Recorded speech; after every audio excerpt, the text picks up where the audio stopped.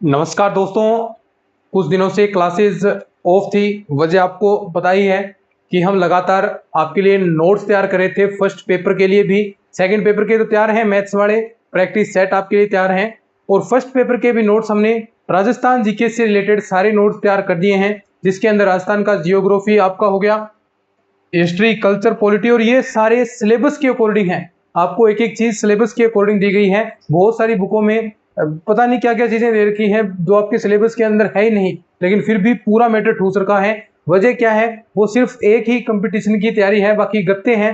जो first page है वो चेंज किया जाता है, बाकी बुकें वही हैं। तो इसी वजह से हमने कोशिश की भी पूरे सिलेबस के अकॉर्डिंग तैयार की जाए, क्योंकि सेकंड ग्रेड का सिलेबस जीके का सीमित होता है, बिल्कुल सीमित सिलेबस है, और उसी में से क्वेश्चन पूछे जाते हैं। तो आपको बेवजह किसी भी बुक के चक्रों में नहीं पड़ना। बस जो हमने नोट्स आपके लिए दिए हैं, ये नोट्स आपको परचेज करने हैं। ये अपने टीम के व्हाट्सएप नंबर हैं, यहाँ से आप ले लीजिएगा।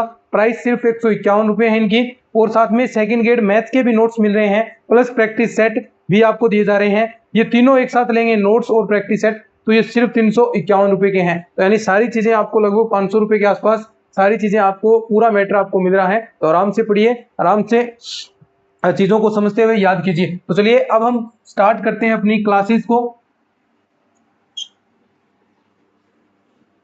टॉपिक का नाम है, देखिए हम पढ़ रहे थे बीएससी वाला पोर्शन हम स्टार्ट कर चुके थे, और उसके अंदर रियल एनालिसिस बुक हम शुरुआत की थी। और इस बुक के लगभग 4 क्वेश्चन एग्जाम के अंदर पूछे जाते हैं। पिछले साल भी 2022 का जो पेपर हुआ था उसमें भी 4 क्वेश्चन पूछे गए। क्या क्वेश्चन पूछे गए वो भी हम डिस्कस करेंगे, उनके किस प्रकार सोल्यूशन है।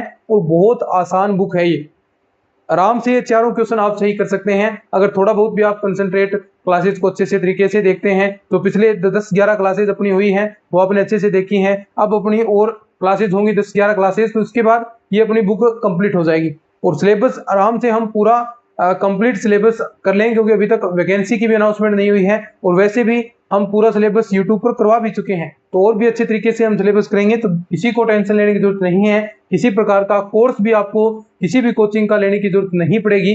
ये हमने पहले भी आपको विश्वास दिलाया था, और इस बार भी हम आपको यही विश्वास दिलाते हैं। तो चलिए शुरू करते हैं। टॉपिक है अपना अब सीरीज, श्रेणी। ठीक है,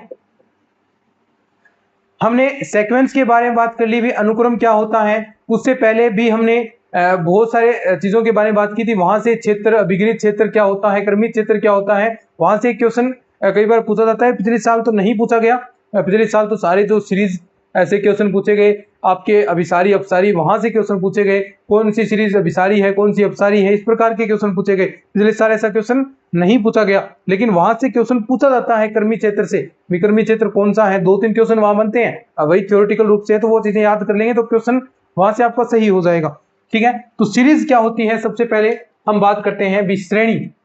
सीरीज है यानी एक निश्चित क्रम के अंदर जो आपको पद दिए गए हैं वही सीरीज है। यानी एक निश्चित क्रम के तहत आपके पद आए, प्लस के रूप में आ रहे हैं पद।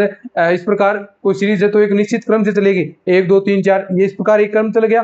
किसी श्रेणी के रूप में हो सकती है, समांतर श्रेणी के रूप में हो सकती है, गुणोत्तर श्रेणी के रूप में हो सकती है, जिसमें सार्ववर्णानुपात सार्वअंतर आपका होता है। तो एक निश्चित क्रम से चले, जैसे 2 4 6 इस प्रकार चल रही है, 2 का गैप देकर चल रही है, तो इस प्रकार इसे भी आप क्या कहेंगे, एक सीरीज कहेंगे। या फिर जो उसके पद हैं वो योग के रूप में हो, यानी ऐड के रूप में हो, वो जुड़ते जाए पद आपके, तो वो क्या होगी, आपकी सीरीज कहलाएगी। जैसे डेफिनेशन हम लिख सकते हैं, नोट्सों के अंदर पूरी डेफिनेशन आपको अच्छे से दे रखी है, बहुत सारे प्रैक्टिस के क्वेश्चन आपको दे रखे हैं। तो अगर आप पढ़ें और उसी के अकॉर्डिंग हम यहाँ पर पढ़ा रहे हैं, और कुछ चीजें एक्स्ट्रा में कराऊंगा, जैसे क्वेश्चन करवाऊंगा तो आप अलग हैं तो वो आप थोड़ा ऐड भी कर सकते हैं। यानी एक साथ में नोटबुक और चला लेना, जिसके अंदर रियल एनालिसिस लिख लीजिए। जो भी थोड़ा सा मैटर में अलग करवाऊंगा, कुछ क्वेश्चन आपको एक्स्ट्रा करवाऊंगा, और क्या है, कंसेप्ट तो वही होंगे, लेकिन कुछ क्वेश्चन आपको एक्स्ट्रा करवाए जा सकते हैं। तो क्वेश्चन एक्स्ट्रा करवाएं तो वो साथ साथ में आप किसी अपनी नोटबुक के अंदर नोट कर लेना, ताकि आपको बाद में पता चल जाए। ये नोट्स आप प्रिंट आउट निकलवा लीजिए,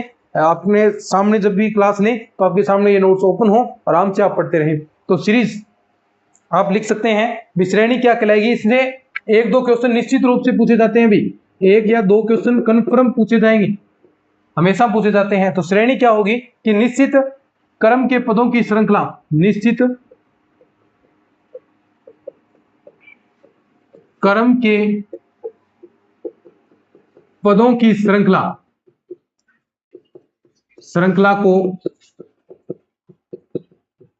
श्रेणी कहते हैं। निश्चित क्रम के पदों की श्रृंखला को श्रेणी कहा जाता है। थोड़ी लाइट जा रही है मौसम की वजह से, ठीक है। या फिर क्या कह सकते हैं, या अनुक्रम के पदों को जोड़कर, या आराम से समझिएगा, अनुक्रम के, बहुत आसान बुक है भैया, अनुक्रम के पदों को जोड़कर या अनुक्रम के पदों को जोड़कर लिखने पर प्राप्त श्रेणी क्या कहलाएगी आपकी? प्राप्त श्रेणी सीरीज कहलाती है। बस ये डेफिनेशन है, कुछ नहीं है, सिंपल सी बात है। सीरीज क्या होगी? मान लीजिए जो भी आपके पद हैं वो एक निश्चित क्रम के अंदर आप लिखें और उन्हें जोड़कर लिख दें। जैसे मान लीजिए पद है इसके u1 पहला पद हो गया, u1 + 2 हो गया, u1 + 3 हो गया, और कहां तक? आपका un तक, और इन्हें योग के रूप में लिखें, समेशन u1, तो ये आपकी क्या होगी? एक सीरीज हो जाएगी, ठीक है। ये हो गई श्रेणी, सीरीज। तो ये आप डेफिनेशन नोट कर सकते हैं। ये इनका योग कहलाएगा सीरीज का। u1 क्या हो गया? इनके पदों का आंशिक योग आप कह सकते हैं। तो ये आपकी सीरीज होगी। योग के रूप में पदों को लिखना, एक अनंत श्रेणी है, अनुक्रम के रूप में आप चीजों को लिख रहे हैं तो वो अनंत श्रेणी हो जाएगी, इन्फिनाइट सीरीज हो जाएगी। उसकी भी डेफिनेशन आप नोट कर सकते हैं, अनंत श्रेणी।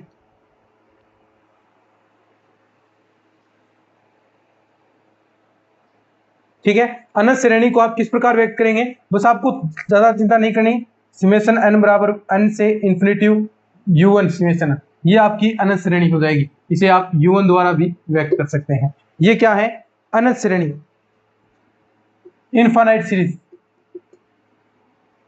इनफाइनाइट।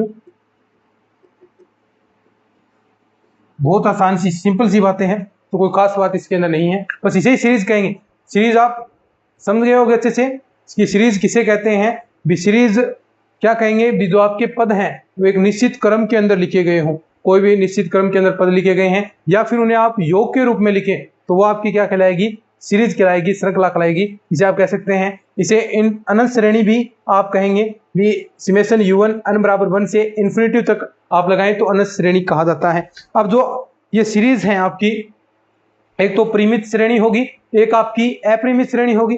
परिमित श्रेणी फाइनाइट सीरीज, फाइनाइट सीरीज क्या होगी? देखिए आप, देखिए ध्यान से समझिए, परिमित श्रेणी फाइनाइट सीरीज यानी जिसके अंदर पद निश्चित हो। हम बात करते हैं भी फाइनाइट सीरीज किसे कहेंगे? जिसके अंदर पद निश्चित हो। या आप क्या कह सकते हैं भी u1 ये पद है, u1 तो कोई सा भी पद हो सकता है, अनवा अनंत पद हो गया, लेकिन अगर एक निश्चित पद के बाद u1 n है वो 0 हो जाए n 0 हो जाए तो यानी अनवा पद है वो 0 हो गया, तो यानी उसके अंदर पद क्या हो गए? सीमित हो गए। पद क्या हो गए? सीमित हो गए। तो आप उसे क्या कहेंगे? परिमित श्रेणी। और अनवा पद 0 नहीं है, अनवा पद बढ़ रहा है, तो वो आपकी इनफाइनाइट सीरीज, अपरिमित श्रेणी हो जाती है। ठीक है, तो आप लिख सकते हैं परिमित श्रेणी, फाइनाइट सीरीज। वैसे नोट्सों के अंदर परिभाषाएं दे रखी हैं, लेकिन फिर भी थोड़ा थोड़ा हम इन चीजों को समझ लेंगे तो अच्छा रहेगा।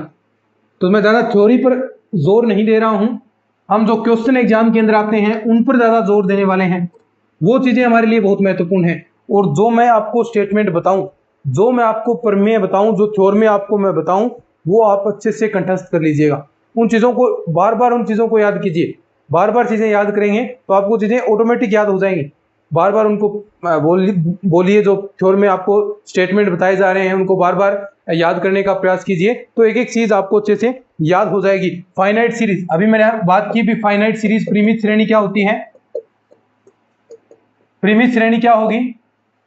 भी एक कोई सीरीज है, एक निश्चित पद के बाद उसका जो अनवा पद है u1 है वो 0 हो जाए। एक निश्चित पद के बाद में u1 0 हो जाए, ये अनुक्रम था आपका u1 है। ये क्या है कि निश्चित पद के पश्चात, निश्चित पद के पश्चात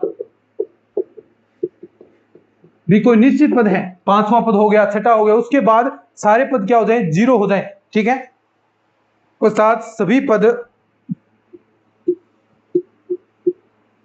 शून्य हो जाए, तो उसे आप क्या कहते हैं? सीमित श्रेणी कहते हैं। यानी ये सीरीज थी आपकी ये थी। अब उसके बाद ये कहता है भी u1 बराबर 0 हो जाए।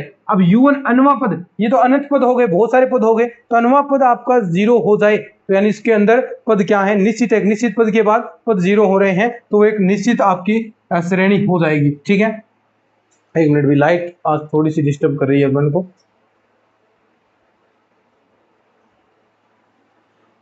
ठीक है, अब इसको आप नोट डाउन कर सकते हैं।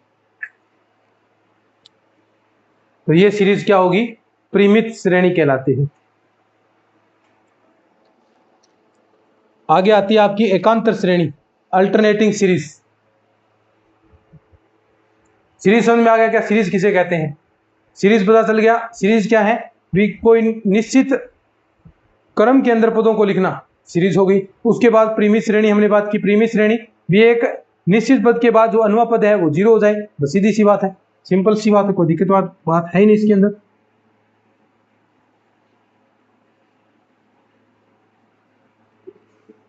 अब देखिए एक आती है आपकी अल्टरनेट सीरीज, अल्टरनेटिंग सीरीज, एकांतर श्रेणी।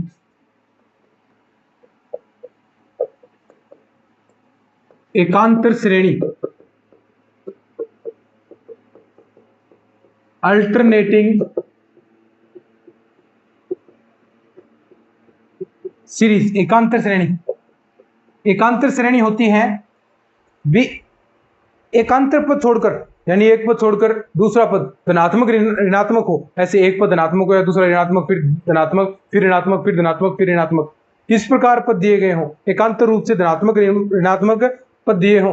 u1 आपका प्लस का हो गया तो u2 माइनस का हो गया, u3 प्लस का हो गया, u4 आपका माइनस का हो गया। तो इस प्रकार एकांतर रूप से आपके पद हैं वो दिए गए हों धनात्मक और ऋणात्मक के रूप में, तो ऐसी सीरीज क्या कहलाती है, अल्टरनेटिव सीरीज कहलाती है। यदि श्रेणी के पद एकांतर रूप क्रम में यदि श्रेणी के पद एकांतर रूप से, पद एकांतर क्रम से धनात्मक तथा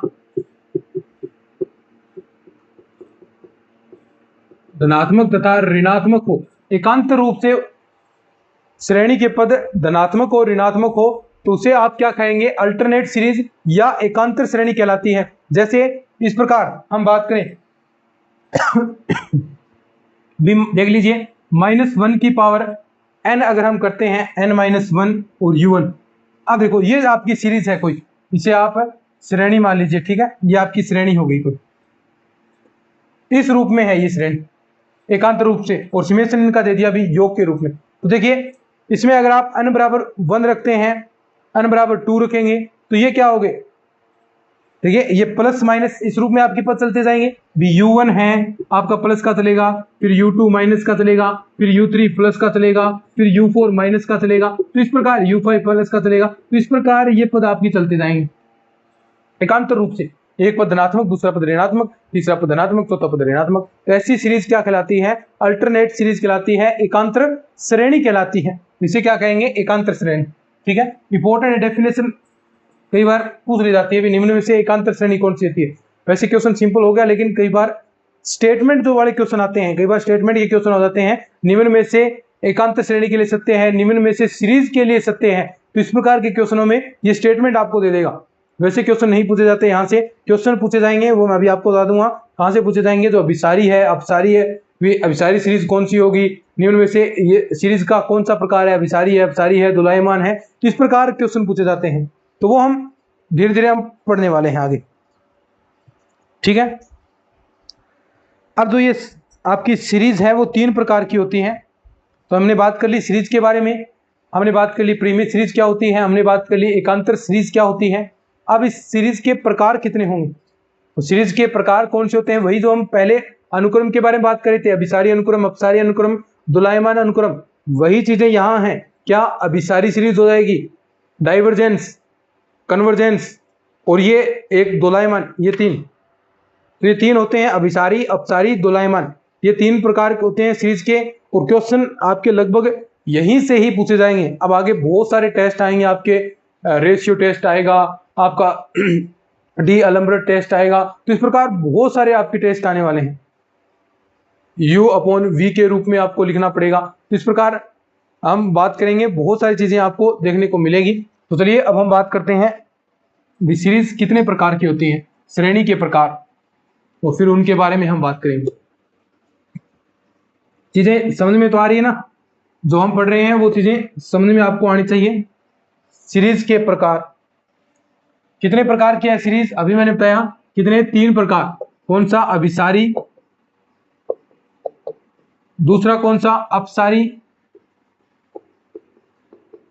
और तीसरा है दोलायमान।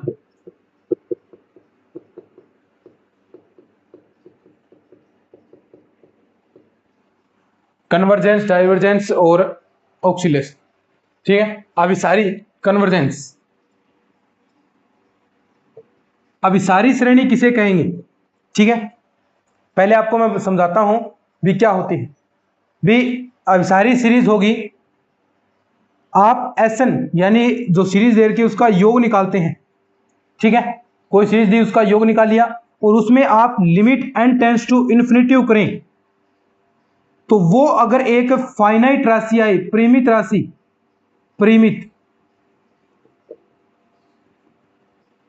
परिमित राशि आए, तो जो ये आपकी सीरीज होगी वो कहलाती है अभिसारी। क्या कहलाती है, अभिसारी। थ्योरी सारी नोट्स के अंदर दे रखी है।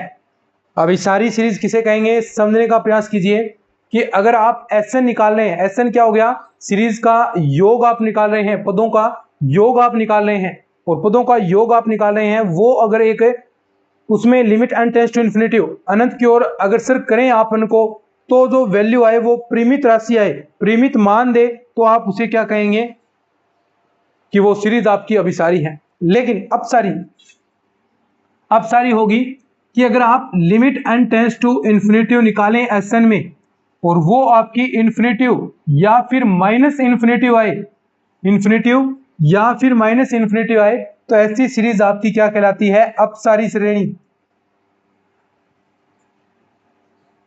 अभी आपको पता चलेगा कैसे हम वैल्यूज ऐसे निकालेंगे, कैसे पता करेंगे, लेकिन एक बार थोड़ा सा मैं आपको बता रहा हूं भी क्या होती है। तो अभिसारी सीरीज क्या होती है, अभिसारी कन्वर्जेंस श्रेणी क्या होगी, कन्वर्जेंस सीरीज क्या होगी, बताएं शाबाश। अभिसारी श्रेणी होती है, ऐसे निकालें यानी जो आपको सीरीज दे रखी है उनके पदों का आप योग निकाल रहे हैं, ऐसे निकाला और उसमें limit n tends to infinitive निकाला, और वो वैल्यू अगर आपकी परिमित आए, फाइनाइट वैल्यू आए, तो आप उसे क्या कहेंगे, अभिसारी कहेंगे। लेकिन अगर वो वैल्यू आपकी फाइनाइट न आए, इन्फिनिटिव या फिर माइनस इन्फिनिटिव आए, तो आप उसे अपसारी श्रेणी कहेंगे। दोलायमान श्रेणी, दोलायमान श्रेणी होती है भी कोई सीरीज ना तो इन्फिनिटिव की ओर बढ़े, ना उसके अंदर माइनस प्लस के चिन्ह आए इन्फिनिटिव के रूप में, या ना कोई वो फाइनाइट वैल्यू दे, यानी एक प्रकार से कहें तो वो किन्हीं दो वैल्यूज के मध्य ही घूमती रहे। जैसे इस प्रकार सीरीज आपकी ये श्रेणी है, ध्यान से समझिएगा, -1 +1 -1 +1, ये इस प्रकार आपकी श्रेणी चल रही है। अब देखिए इनका रिजल्ट अगर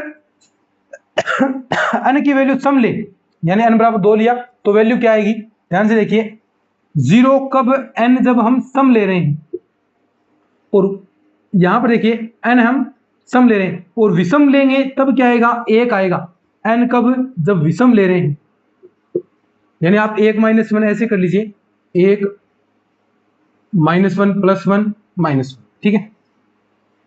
0 कब आएगा, जब n हम सम ले रहे हैं, 0 आएगा। विषम कब आएगा, जब n को हम विषम ले रहे हैं, 0 कब आया, जब n हम सम ले रहे हैं और विषम ले रहे हैं। अब देखिए पूरा योग, अब योग निकालेंगे तो ये पूरा जो सीरीज है वो किन के मध्य दोलायमान रहेगी, इनका योग हमेशा 0 और 1 के मध्य ही ये चलेगी, यानी इसके अंदर ना तो कोई इन्फिनिटिव आएगा, इन्फिनिटिव भी नहीं आ रही है, ना कोई परिमित वैल्यू यानी कोई फिक्स वैल्यू नहीं आ रही, वो क्या कर रही है, यही दोलायमान कर रही है, कभी 0 आ रहा है, कभी 1 आ रहा है, कभी 0 आ रहा है, कभी 1 आ रहा है, कोई फिक्स अद्वितीय वैल्यू तो नहीं आ रही, कोई यूनिक, यहां तो आएगी एक यूनिक राशि, 20 आ गया, 50 आ गया, 500 आ गया, 1000 आ गया, 15,000 आ गया, यहां इन्फिनिटिव आएगा, इन्फिनिटिव माइनस इन्फिनिटिव। लेकिन यहां पर क्या आएगा, यहां पर 0 और 1 के मध्य कोई भी वैल्यू आ सकती है। एक मिनट में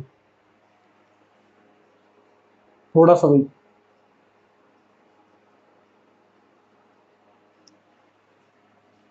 ठीक है, अब सही है, समझे बात को, 0 और 1 के मध्य, ये चीज समझ गए। तो ये दोलायमान श्रेणी, ये अपसारी श्रेणी, और ये आपकी अभिसारी श्रेणी आपकी हो जाएगी। ठीक है, आगे बात करते हैं अपन।